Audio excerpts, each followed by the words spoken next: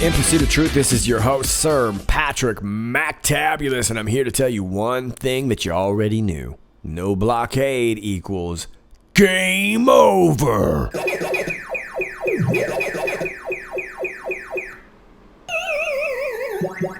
John, what are we looking at today? What? Yes, sir. 33:16, 41 minutes after the hour of 2. We get a couple links right here. The first one takes you to Fox News. John Dowd. Rod Rosenstein has to answer for appointing Robert Mueller as special counsel. I would like a logical explanation of it. John Dowd, former attorney for President Trump, spoke with Brian Kilmeade about President Trump's instincts being right about the special counsel investigation and how Attorney General William Barr captured exactly what the president felt about the investigation.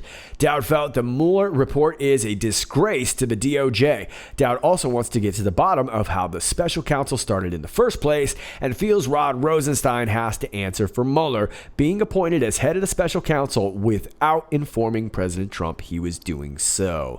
Okay. Now, the second link takes you to the Mueller Report itself, and I gave you a link yesterday to it off of a different site, but this is from Scrib.com. I'll leave this for you down in the video description below too, but obviously it's the same report. We're going to have a look at page 11 here. Let's give it a gander. On May 17th, 2017. No, right? Deputy Attorney General Rod J. Rosenstein, then serving as acting Attorney General for the Russia investigation, following the recusal of former Attorney General Jeff Sessions on March 2nd, 2016, appointed the special counsel to investigate Russian interference with the 2016 presidential election and related matters. Now, I just want to stop right there.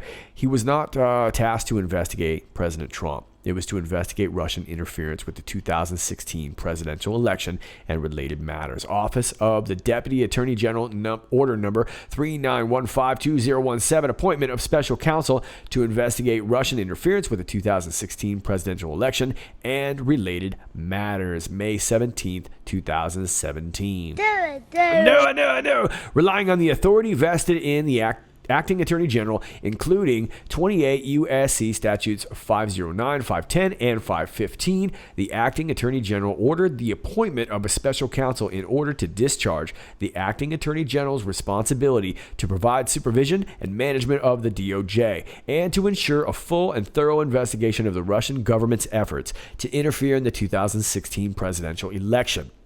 Appointment order introduction. The special counsel, the order stated, is authorized to conduct the investigation confirmed by then FBI Director James B. Nobody's Homie Comey in testimony before the House Permanent Select Committee on Intelligence on March 20th, 2017, including any links and or coordination between the Russian government and individuals associated with the campaign of President Donald Trump, and any matters that arose or may arise directly from the investigation, and any other matters within the scope of 28 CFR Statute 600.4 Quick Maths. Appointment Order B, Section 600.4 Quick Maths affords the special counsel the authority to investigate and prosecute federal crimes committed in the course of and with intent to interfere with the special counsel's investigation, such as perjury, obstruction of justice, destruction of evidence, and intimidation of witnesses. And that's per 28 CFR Statute 600.4 Quick Maths.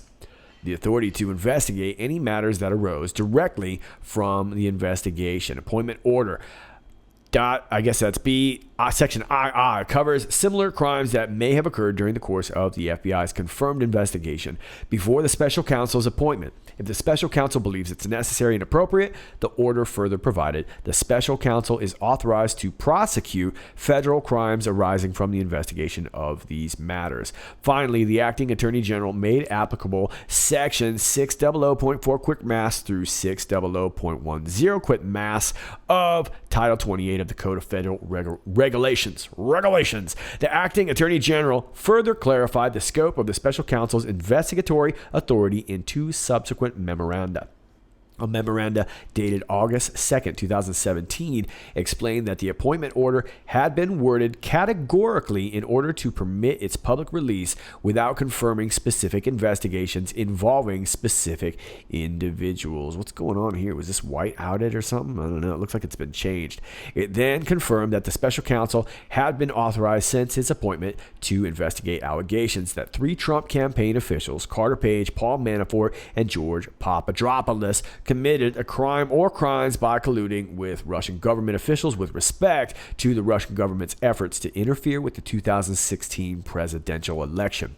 The memorandum also confirmed the special counsel's authority to investigate certain other matters, including 2 additional sets of allegations involving Manafort, crimes arising from payments he received from the Ukrainian government, and crimes arising from receipt of loans. We're talking about the Ukraine. All right, well, that's a whole bunch of legal yakety smackety right there. Let's go back to the Q post. Q's talking about page 11.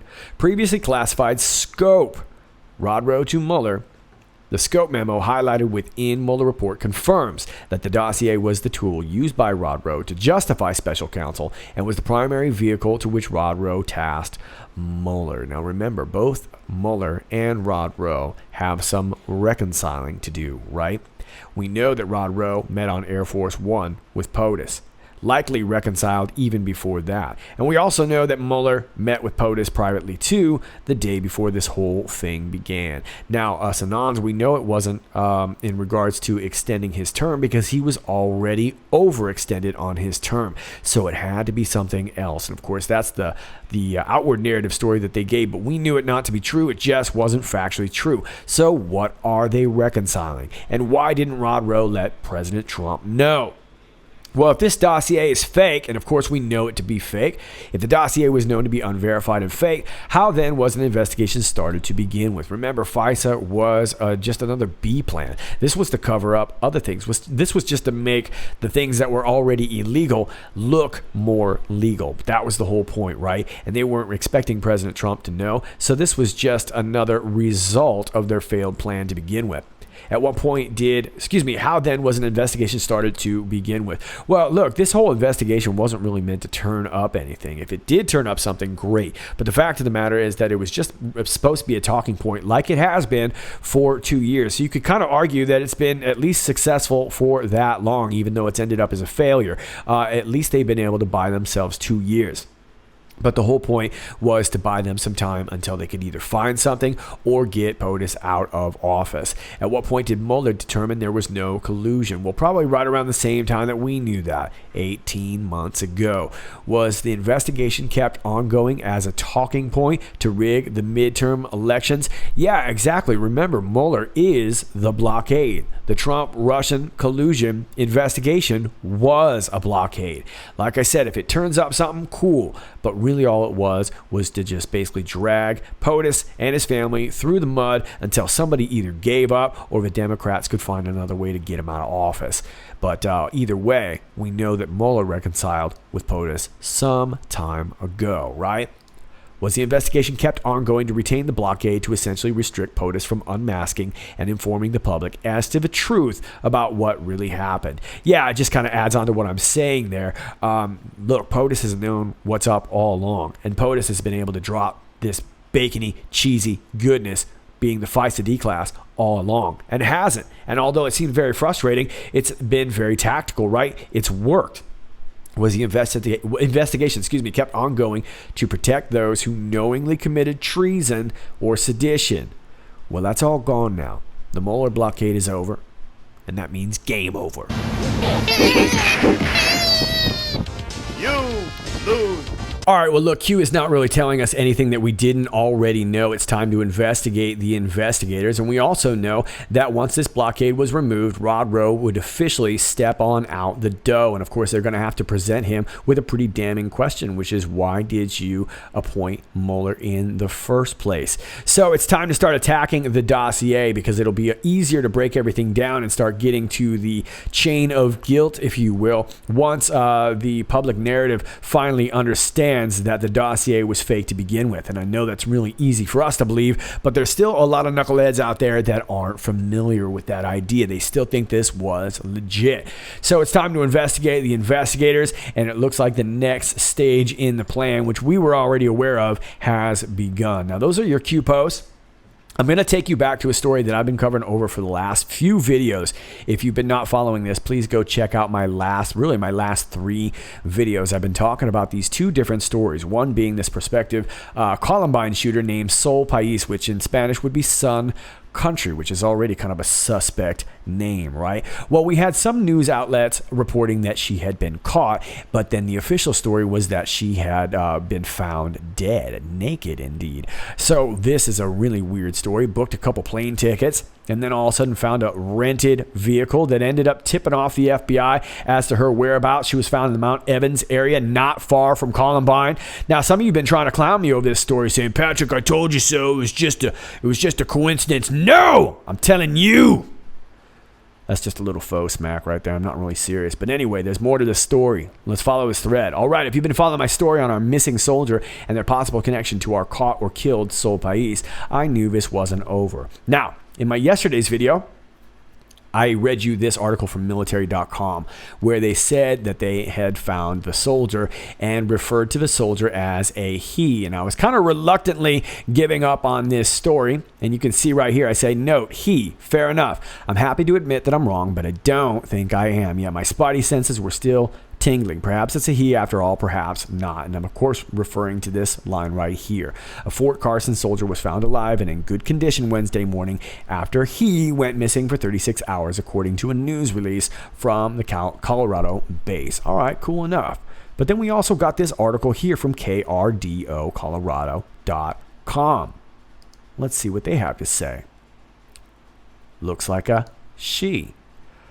The search for a missing Fort Carson soldier ended Wednesday morning. Fort Carson officials confirmed the soldier was found alive and in good condition.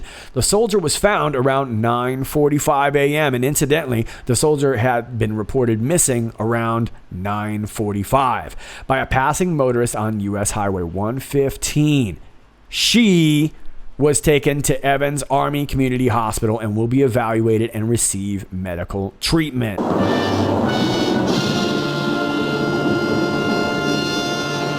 They call me Mystic Mac. No, they don't. No, they don't. I wish they did. I ripped that off, and that would be cool if they did, though. Just saying. Well, look, there were a lot of people that were participating in this search and rescue. More than 1,700 Fort Carson soldiers. I know, a 24-hour search, right? And it involved the 4th Combat Aviation Brigade, 4th Infantry Division, and Flight for Life helicopters. Okay, fair enough. I know there's a lot of people saying, well, Patrick, that's not necessarily an abnormal thing. I get that. You don't have to explain that to me. But the fact of the matter is that we've got two funky, fresh stories happening within an hour and a half distance of each other.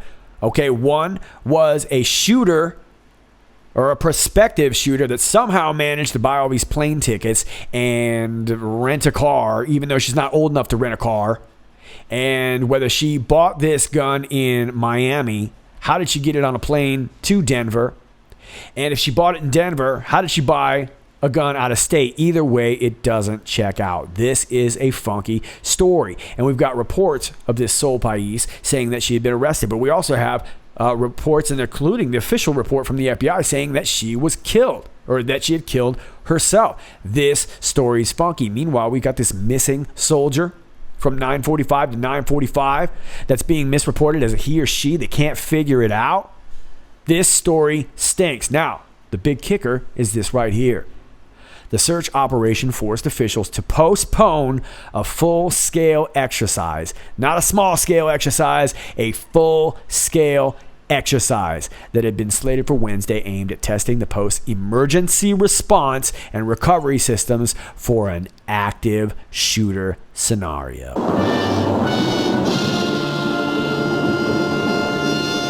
Well, as always, you're welcome to think what you like, but this story stinks, and I'm sticking to that stank.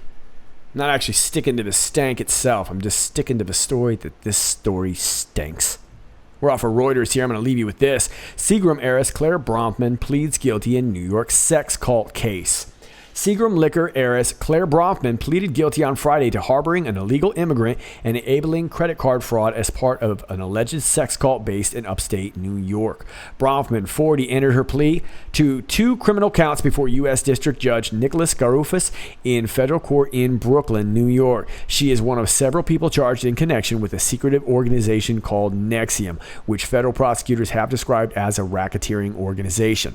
Bronfman admitted that she knowingly harbored a woman brought to the United States on a fake work visa in order to obtain that woman's labor for herself and the organization. She also said she helped NXIVM founder Keith Raniere use a deceased woman's credit card. Nice, classy. As part of her plea, Bronfman agreed to forfeit $6 million and not to appeal any prison sentence of 27 months or less. She said she was truly remorseful. I wanted to do good in the world and help people, she said. So I bought an island and sold liquor and brought immigrant. Never mind. However, I made mistakes. Bronfman's lawyer, Mark Garrigo, said after the hearing that his client did not have an agreement to cooperate with prosecutors. Actress Allison Mack, best known for her role on the WB television show Smallville, pleaded guilty earlier this month to blackmailing 2 women in connection with NXIVM. Former NXIVM president Nancy Salzman and her daughter Lauren Salzman pleaded guilty in March. Another NXIVM member, Kathy Russell, also pleaded guilty Friday to falsifying a visa application for another person associated with NXIVM, leaving Raniere as the sole defendant in a trial expected to begin next week. Raniere, 58, was arrested on sex trafficking charges in March 2018 and is being held without bail. All right, so we're starting to get a little bit more information coming forth with this NXIVM thing. Now, we do know that Allison Mack, obviously, she pleaded guilty, but we have a feeling that she was probably singing. So I don't know if there's going to be a ton more arrests with this, but I have a feeling that this thing has yet to bust wide open. But definitely some good news for today. All right, Patriots, that's all I got for you for today. As always, if you like this video, please click like, share, and subscribe. Thanks to all of you who do that already. For those of you who are new to my channel, welcome to you. Please keep in mind that those things that I just asked you to do from time to time will get undone. That means you're going to get unclicked, unnotified, and unsubscribe from time to time. Please do me a favor. Do not email me. I am not tech support. I'm a video maker, and those are 2 completely different things. But social media will unclick you and unsubscribe you from time to time because they don't like you and I to be together. That's okay. I like when you and I are together. It's a good feeling when you and I are together. Wouldn't you agree? I knew you would. All my alternate links are down below. My Gab, my BitChute, my Brighteon.com. And of course, I'm over here usually at IPOT1776 on Twitter at IPOT1776. Please join me over there if you've got yourself a Twitter. If you want to email me with any information, please do not DM me. Email me, and my email is linked down below. My P.O. box is down below if you're old school. And if you'd like to support my channel, my Patreon link is down below too. All those links are down below. And for those of you who keep asking, hey, Patrick, what's that funky jam that you keep playing? It's down below in every single video. Yep, it's all there for you. All right, kids, this is Sir Patrick Mack. Enjoy your Easter. Have a great time, and we will see you after the weekend. This is Sir Patrick Mack. Till next time, stay funky.